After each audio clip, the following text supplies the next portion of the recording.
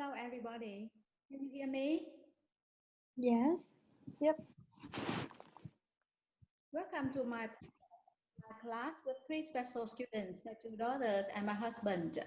This is the trial for my switching to online English classes in the coming weeks due to the pandemic of coronavirus.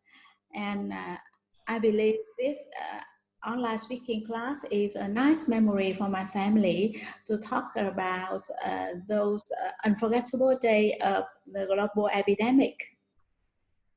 To begin with, hello Mina, morning. Good morning. My name is Mina. I'm currently a junior finance and accounting major at Warner University. At the moment, I'm doing my internship of 4 months, which has been cut by 2 weeks short, unfortunately, because of the coronavirus. That's so bad. I guess you are not happy with that. I mean, there's nothing else I can do. Yeah, that's nice. Hello, Mimi. Where are you now? Can you introduce yourself? Yes. So now I'm living in Finland and I'm currently pursuing my master degree in service and information management. And now I'm mostly like learning from home. Okay, and the last person, a very special person to me. Hi, Tam. I would like to know something about you. Hello, my name is Tom. I work as an electrical engineer for the Central Power Corporation in Vietnam. Actually, I have another teacher of this class for over 25 years now, and we live in the same house in Da Nang, Vietnam. That's right. Actually, we live in the same house, share the same room, have meals at the same time, and do many, many things together. Now, back to Mina. We all know that currently America is a country with the highest number of confirmed cases of coronaviruses. So, tell me, what is happening in your area? What is life in your city, Philadelphia, like, and how do the local residents react to the situation? Well, as chaotic as it may sound, it's actually not that bad here. I mean, people in my neighborhood have been trying to keep a social distance from other people.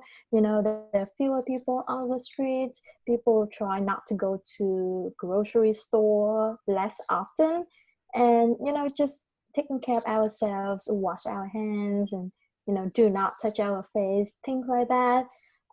In terms of the government's approaches towards this coronavirus, I don't think the government is doing a good job, but I can definitely say that people are more aware of the situation than ever before. So generally, are the local people happy with the government's reaction to the situation? Some are and some are not. Politics is always such a controversial problem, but I think people are still trying their best and just dealing with this coronavirus. Yeah, I agree. It is hard to say from different perspectives, right? Now back to Mimi. What about Helsinki? How are things going there? I think the first days of lockdown were like 2 weeks ago, and museums, theaters, the National Opera, libraries, and all the public places were closed already, and gathering of more than 10 people are banned. And I think like border will be closed soon, like I think this week, like, and Finnish people are trying to comply with the government suggestion that they should like not just stay at home. That's too bad because I know that so far there seems to be no borders within the European countries, right? Yes. And using public transport, when was the last time you used public transport? Uh, I think I just used public transport like yesterday, but I think not many people use public transport currently, so it's still safe to use public transport as long as like we wash our hands and keep uh, our hygiene. Yeah, same here in the US. I mean, public transportation is still considered as an essential business, which means people still have to run buses and subways and stuff, but definitely there are fewer people using them. It can be because people may have no other choice. They are used to traveling by public transport and they have no other ways of traveling. I know, but for students and especially in your case, I am really concerned about your using public transport. So try to reduce and limit it to the minimum, right? Now back to Tâm. How about the situation in Vietnam? Is it as worse as in America or Europe? Well, actually, there are far fewer cases in Vietnam than in America or Europe because Vietnamese people take safety precautions very early. For example, wearing face masks, close of school, practicing social distancing. Today is the day 29 of March, and it is also the second day in the quarantine period in Vietnam, which is a critical period to control the pandemic. And I think the Vietnamese government is doing a good job to prevent the spread of the disease. Yes, I kind of agree more. Actually, I personally appreciate the government's effort to control the situations, and they have set some regulation to handle the situation to reduce the risk. And I guess all Vietnamese people do too. Now back to Mina.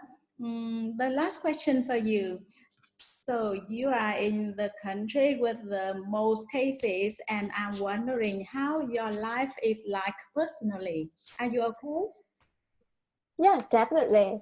I mean, I have a roof to stay under, I have food in my fridge and my pantry. I think I can probably last for like 2 months now.